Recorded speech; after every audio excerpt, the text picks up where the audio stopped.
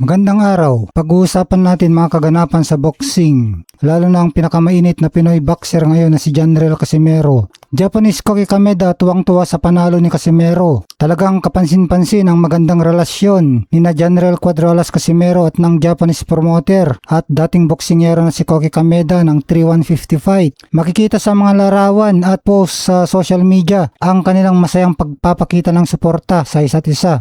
Lalo na dun sa pagkatapos ng naging laban ni Casimero sa Japan kontra Luis Neri, kung saan makikita na talagang abot langit ang tuwa at proud na proud si Koki Kameda sa napakagandang performance ni Janriel Cuadrolas Casimero sa laban niya kay Luis Neri. Makikita talaga na pinapahalagaan ni Kameda itong si Casimero kasi kahit natalo siya ng pinsan ni Koki na si Kyonosuke Kameda noong October 2025, hindi pa rin binitiwan ni Koki ang tiwala sa Pinoy boksingero. Sa halip, mas tinulungan pa niya itong mag-rebound sa karera nito. Kaya mas lalong naging matamis ang ngiti ni Koki Kameda nang dominahin at pabagsakin ni Casimero ng 6 na beses ang higanteng pangalan na si Luis Neri nito lang Hunyo 6, 2026. Bilang promoter, napakalaking tagumpay nito para sa kanyang mga idinaraos na event 3-150 fight. Kitang-kita na masayang-masaya talaga si Koki Kameda sa pagkapanalo ng Casimero, kung saan nag-celebrate pa talaga sila at nagtagay ng alak ni Casimero. Dumalo nga itong si Koki Kameda sa victory party ni Casimero. Sinama nga ni Koki Kameda ang kanyang buong team ng kanyang Kameda Promotions. Kaya ramdam na ramdam ng mga fans ang kakaibang banding ng dalawa. Yung pagtatagay nila ng alak, ito ay simbolo ng tagumpay at matatag na samahan. Samantala, Casimero, ibinunyag ang sinabi sa kanya ni Luis Neri na magkita sila pagkatapos ng laban. Ayon kay Cuadrolas, sinabi umano sa kanya ni Neri na amazing fighter siya at powerful.